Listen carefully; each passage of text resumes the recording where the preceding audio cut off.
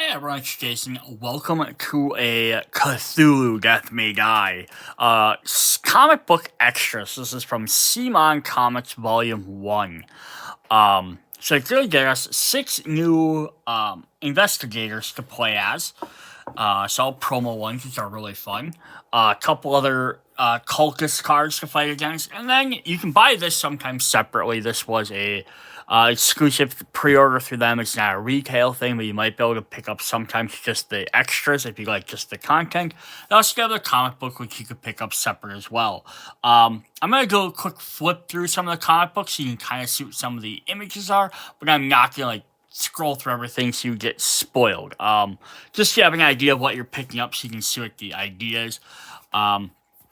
There's also a CMON Comic Books 2 out, so there's a continuation of this story, so that is fun. So if you haven't, if you've seen that, then you kind of already have a slight spoiler of this book, and you know who some of these characters might be. If not, definitely cool. So I'm just gonna look at one of the first couple of pages here. You can kind of see what some of the artwork is. So yeah, being grabbed by someone. I don't want to get too many spoilers in here. What's also cool is I'm going to kind of flip right to the end here. So we go up in the back. There are 4 chapters of the book, plus 4 short stories for 4 of the other characters. So I'm not sure if they're characters that just don't really, maybe they might not actually appear in the story. They might be extra like some of the characters we have in the box. They might be extra characters. Those are some of the promo characters from the game. He followed the Kickstarter. So yeah, some really cool stuff in there. We're going to get big explosions. Some really good artwork. I haven't read this one yet, but I did read Volume 2. It was actually really good, and now it made me excited to want to read this, knowing it's a direct continuation. So let's go ahead and hop into the content for the game.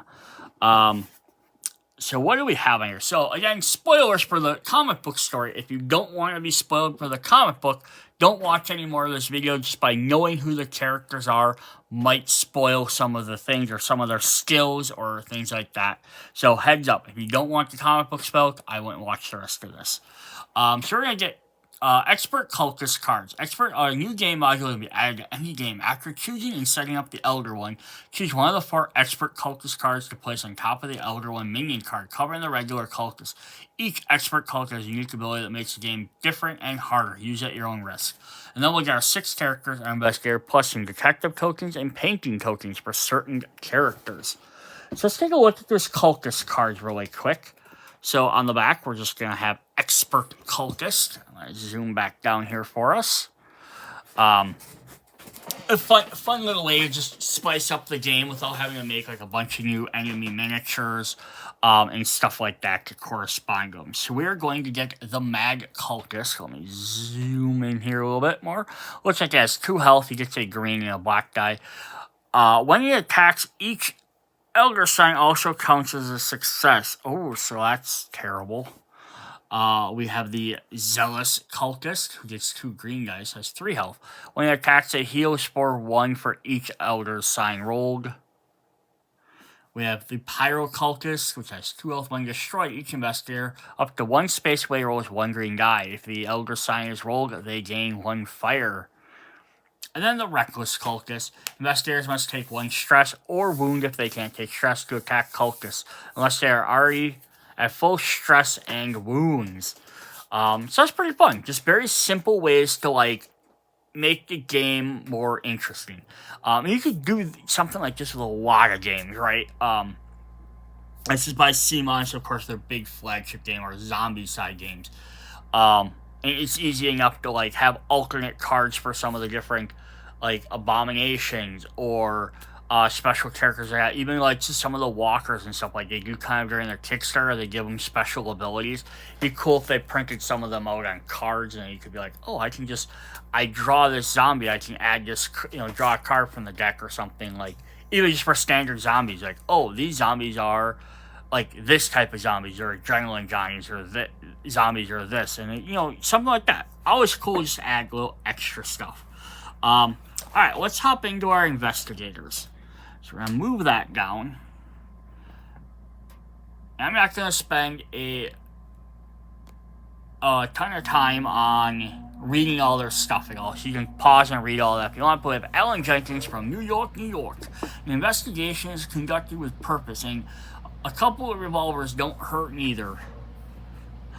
So we got Alan Jenkins here. Definitely looks like it could fit into a noir type era. This is like, what, the 1920s, 1930s, anyhow. There's a little badge on his hip, but yeah, definitely the bowler cap, the big old mustache, the vest with the trench coat. Definitely looks really cool. There's also someone I could see almost probably fit him in like a Western themed game as well. Alright, so what does he do? So, all of the other stats on the cards are the same for everybody. The big thing that's going to be different is their first ability, which is their special one. So his is Detective, which says, after you investigate, gain 2 detective tokens. So we are going to get 6 detective tokens, which is him holding a gun. Double-sided, so the same on both sides. You may discard a token to move 1 additional space during a run. So after you investigate, you get 2 tokens, and then you can spend them tokens to gain an additional space when you're running. So kind of cool, in different places. After you upgrade it, says you may also discard a detective token to reroll 1 die. So cool, you just spend these each time. You may also discard a detective token to be able to rest in an unsafe space till the end of the turn. And then finally, you may also discard 2 tokens to perform an extra action.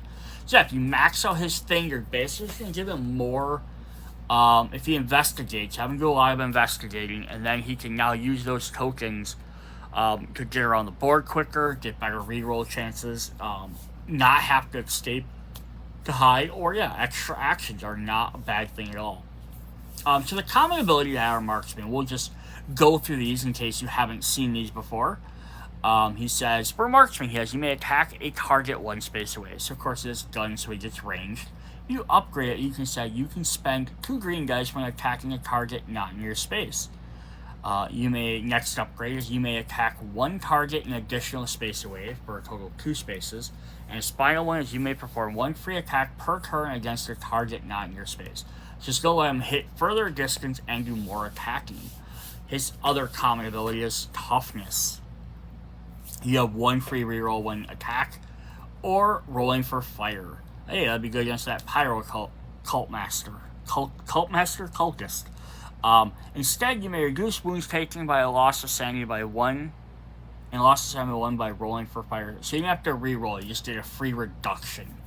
Or instead, you may reduce wounds taken and loss of sanity by 1 from any source. Now, it doesn't matter if you're attacked or by fire. And then if you upgrade to the furthest, you may reduce wounds by 2 and loss of sanity by 1 from any source.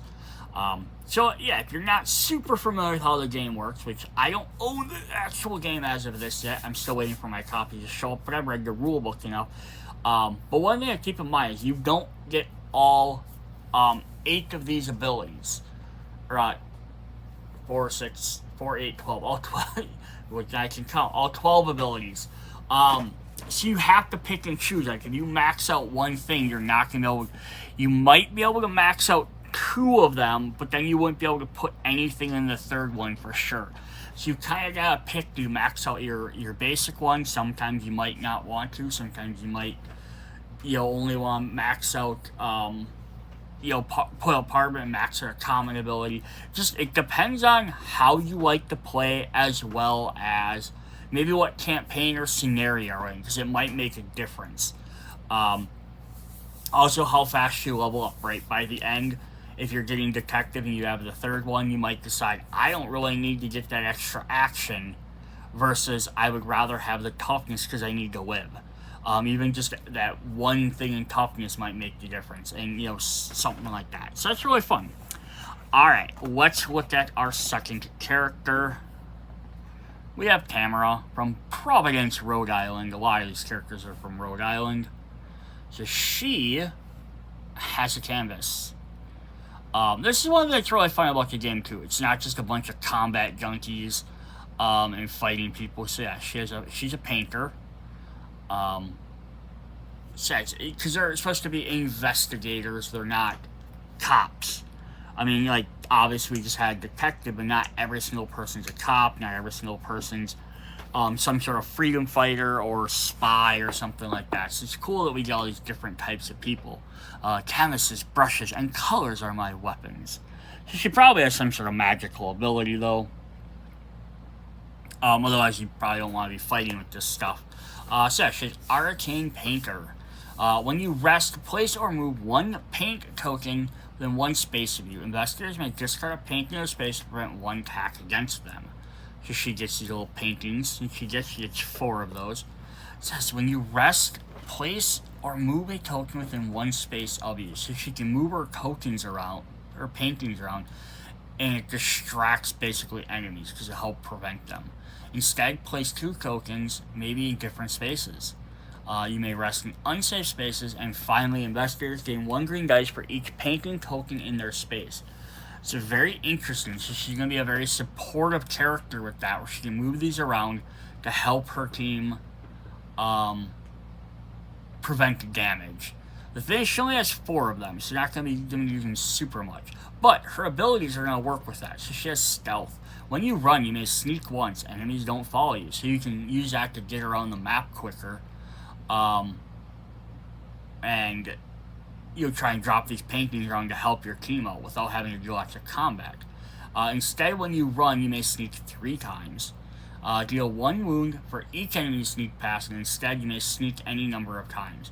So yeah, if you get that up, you can be like running through enemies, dropping off these paintings where your teams are, doing damage to them as you run by them. Then she gets swiftness. When you run, you may move 1 additional space.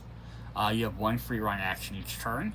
During a run, you may take 1 investigator with you when you leave your space, and you have 1 extra action per turn.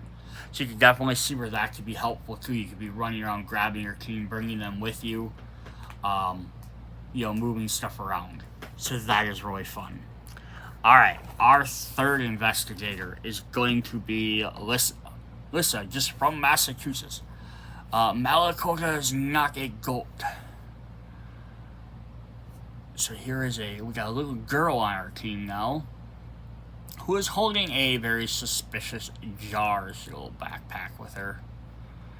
Not even a little jar. She's holding a very suspicious big jar. I'm guessing that is, whatever she's carrying. She keeps the skull of a goat, or maybe it's because she calls it Malakota. So yeah, kind of creepy, but definitely fits into the theming of this game, with eldritch horrors and stuff.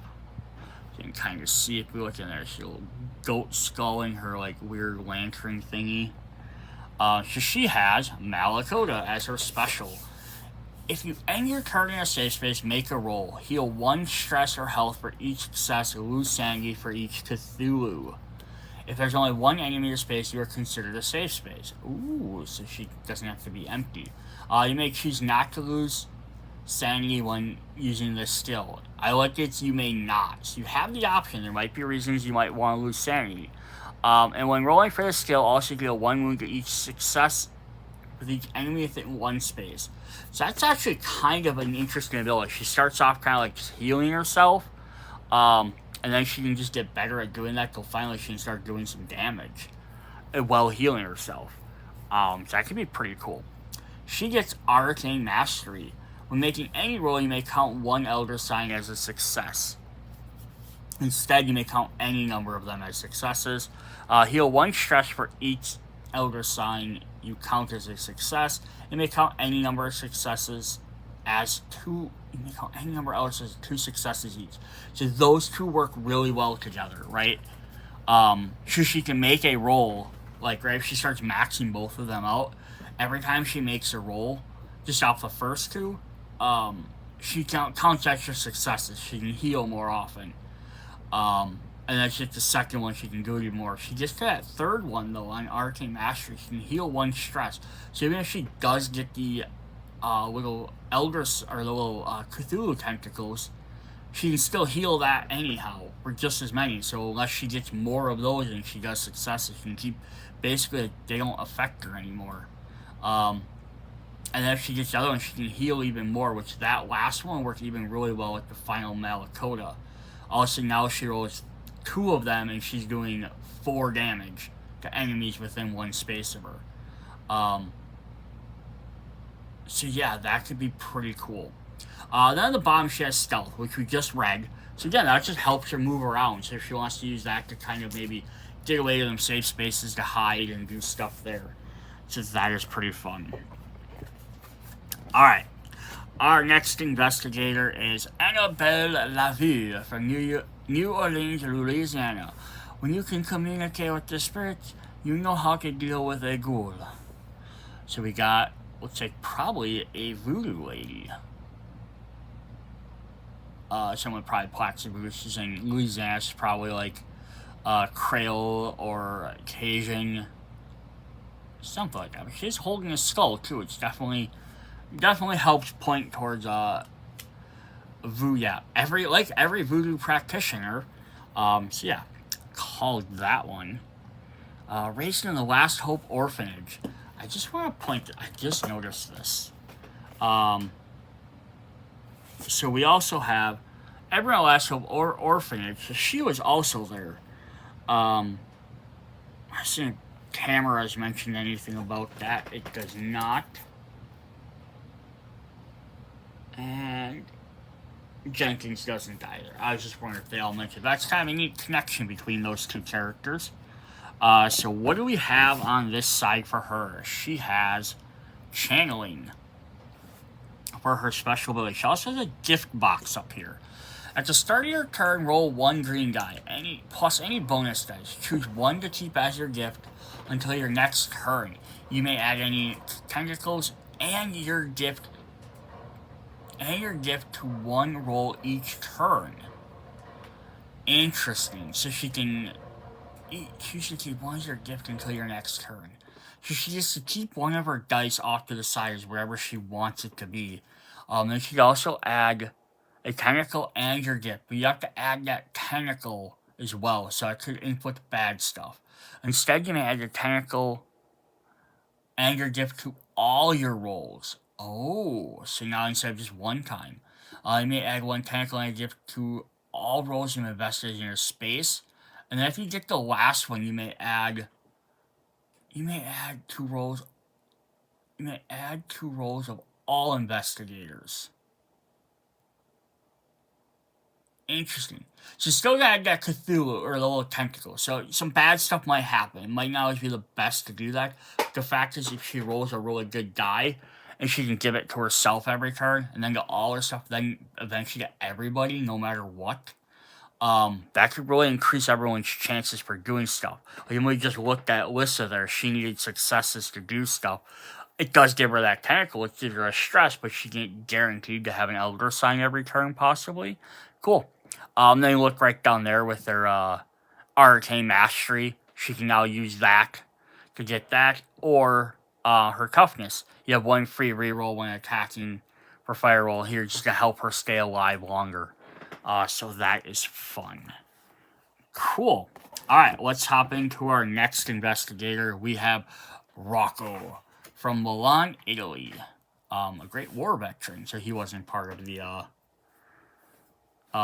trench war was a walk in the park compared to this. You have another big old gun wielder. But he's in a completely different pose, different outfit too. He's got the white tank on with the big overcoat. Not a trench coat, like an overcoat, big old giant backpack. He's got a rifle there. Yeah, double pistols off to the side. I even like that they have like his nose is broken. That's really cool. Like they got that little extra detail in there.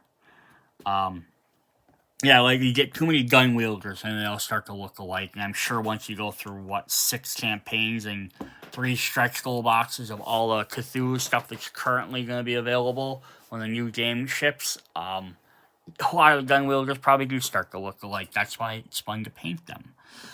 So he has War Veteran. When you are at full stress, you have 1 free reroll while attacking. Okay, so that's not too bad if he has a way to force himself to gain stress. When you're at full stress, brawling also works in other spaces.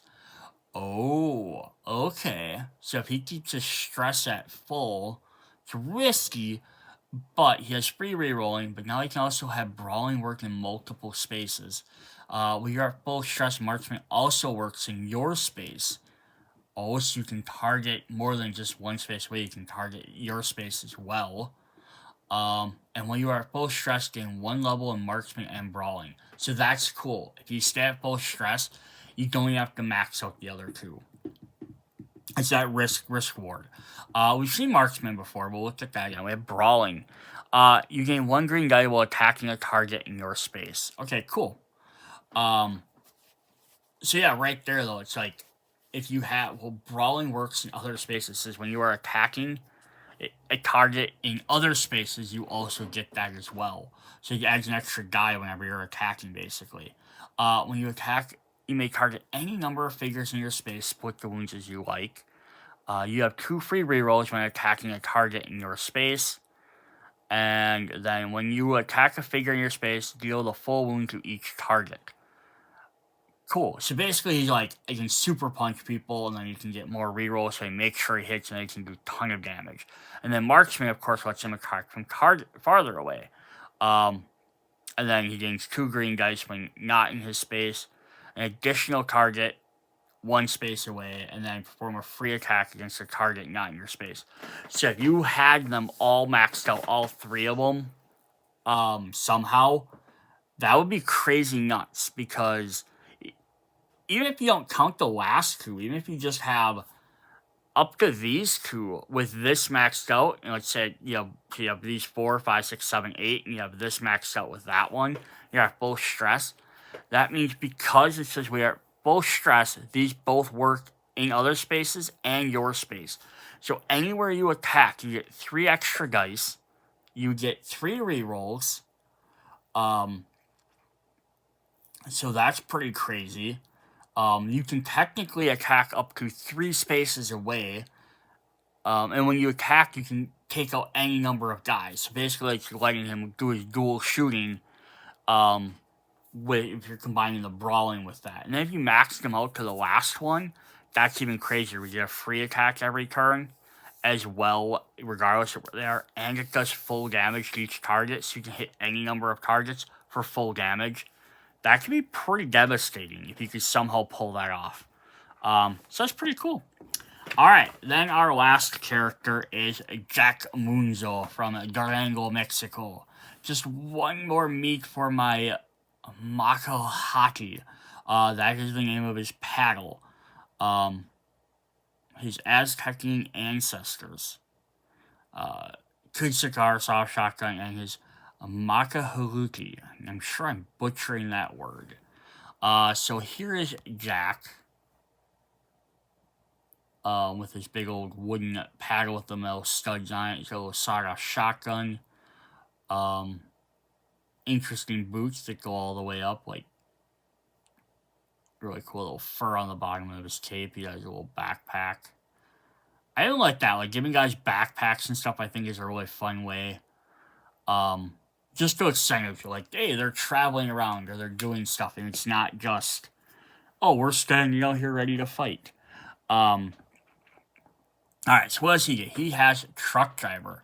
During a run, you may take 1 extra investigator with you, leaving a space. Cumulative with Swiftness. Ooh, so he gets to move guys with him. When attacked, you have 1 free reroll for each investigator in your space, including you. So the more guys, so if he sticks with everybody, he's going to get a lot of extra rerolls. After a run, you and each other investigator in your space heal 2 stress. Ooh, so you can bring them with them. And then heal, or he can run into their space and then heal them. And when attacking, gain green die for each investigator in your space. So yeah, he sticks with everybody, or anybody, or especially who's one person, he's gonna get extra stuff and he's gonna be really beneficial. That's really cool. He's like a support character. He doesn't look like a support character. That's definitely a support ability. Then he gets the brawling ability, so then he can now attack, do extra damage to guys in his space. Gets his extra rerolls, which again combines up with this. He has 1 reroll here for every investigator, plus 2. So he could have, if he has, so it's at least 3 right there. If he has another guy, it's 4 extra rerolls. Definitely help you succeed no matter what. And then he can also do the full damage, which is pretty cool. Or he can switch down to swiftness. He has runs, he just can move extra spaces. Has a free run every turn. During a run, you may take an investigator with you when you leave, which combines with his first one, so now you can take 2 guys with you as an extra action. So yeah, if you kind of start combining truck driver with up to here, and you combine it with like that, you can start bringing 2 people with you. You can heal two stress on all of them. Get the extra free run and additional space. You can move farther with them. You can get across the board or get away quicker. That's definitely cool. Again, like they keep showing him on the little picture up here, the little girl, which she has the ability. If she takes that damage, she gets stress. So I can definitely work with that.